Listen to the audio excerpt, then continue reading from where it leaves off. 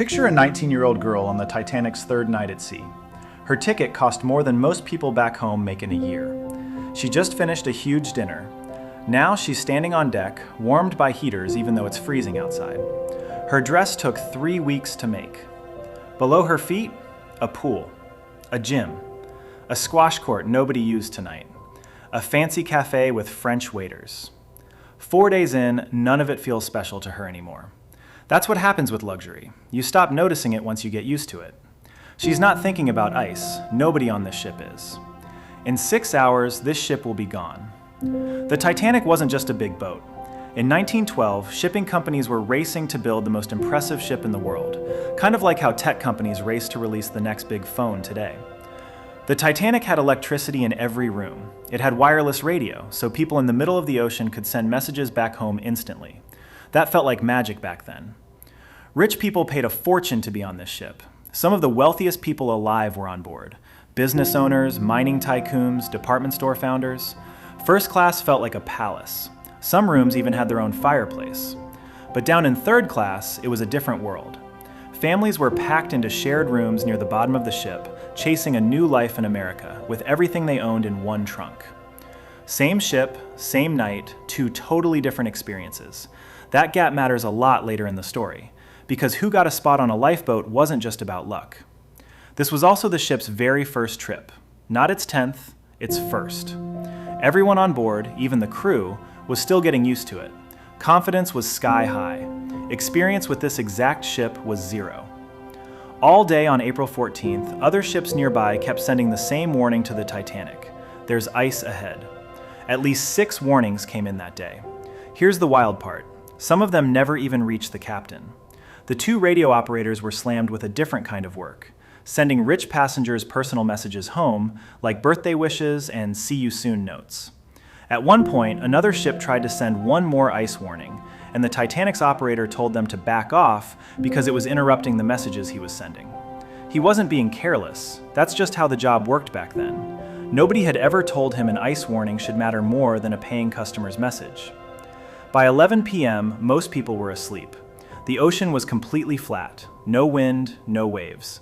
Sounds like great weather, right? Actually, it's one of the worst conditions for spotting an iceberg. Normally, waves crash against an iceberg and create white foam you can spot from far away, even at night. Tonight, no foam. No moon either, just black water. And here's the part that makes it worse. The 2 guys watching for danger up top didn't have binoculars. There were supposed to be some up there, but before the ship even left port, there was a mix-up with the crew.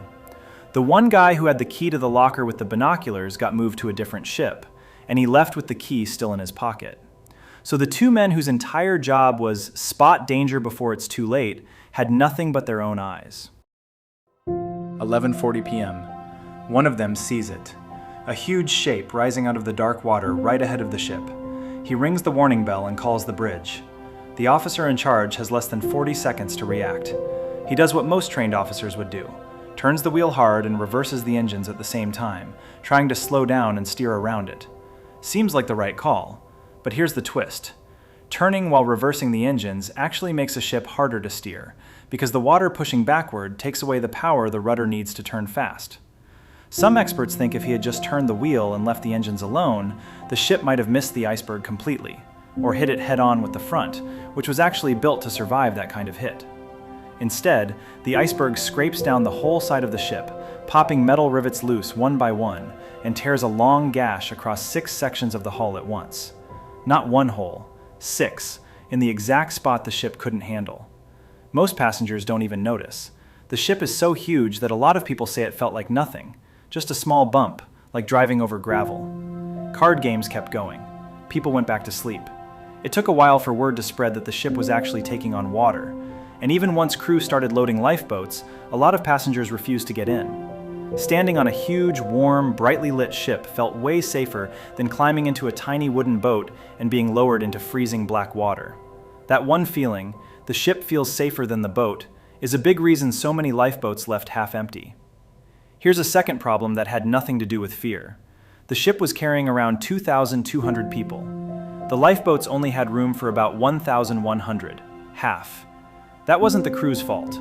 The safety rules back then were written years before ships this big even existed, and nobody had updated them. So even in a perfectly calm evacuation, over 1,000 people were never getting a seat. And it gets worse. A lot of the boats that did launch weren't even full. One boat built for 40 people left with just 12 people in it, because the crew lowering it weren't sure the ropes could hold a fully loaded boat all the way down. They'd rather send it down half empty than risk it snapping. Understandable fear, untested equipment. Hundreds of empty seats went into the ocean while people were still standing on deck. Here's the part almost nobody knows. About 10 miles away, there was another ship, the Californian, the same one whose ice warning got ignored earlier that day. Its crew actually saw something, white flares shooting into the sky from the direction of the Titanic. They woke up the captain. He looked through his binoculars, watched for a bit, and figured they probably weren't distress signals. Ships back then used flares for lots of reasons, not just emergencies. So he went back to bed. The radio operator on that ship was already asleep too. Totally normal, since ships only had one operator and someone has to sleep eventually. So a ship close enough to maybe save hundreds of lives just sat there in the dark. Not out of cruelty, just a tired guy looking at a confusing light and making the wrong call. The Titanic took 2 hours and 40 minutes to fully sink. That's long enough for the band to keep playing the whole time. Long enough for people to write final letters. Long enough that some passengers believed right up until the last few minutes that everything was going to be fine. When the ship finally went under, the water was about 28 degrees, cold enough that anyone left in the ocean without a boat only survived a few minutes. By the end, around 1,500 people died. Around 700 survived. The wreck wasn't even found until 1985. It sat at the bottom of the ocean undiscovered for over 70 years. Then, in 1997, a movie about it, mixing the real disaster with a made-up love story, became one of the highest-grossing movies ever made, introducing the whole story to a new generation. There have been documentaries, museum exhibits with real recovered items, and even a company that, over 100 years later, tried selling tickets for a submarine tour down to the wreck, which ended in its own disaster. Not many events in history get retold this many times, this many decades later, in this much detail. Part of it is the sheer size of the tragedy, but mostly it's this. Every generation that hears the story recognizes something familiar in it. Regular people doing reasonable things, one after another, that added up to a disaster nobody meant to cause.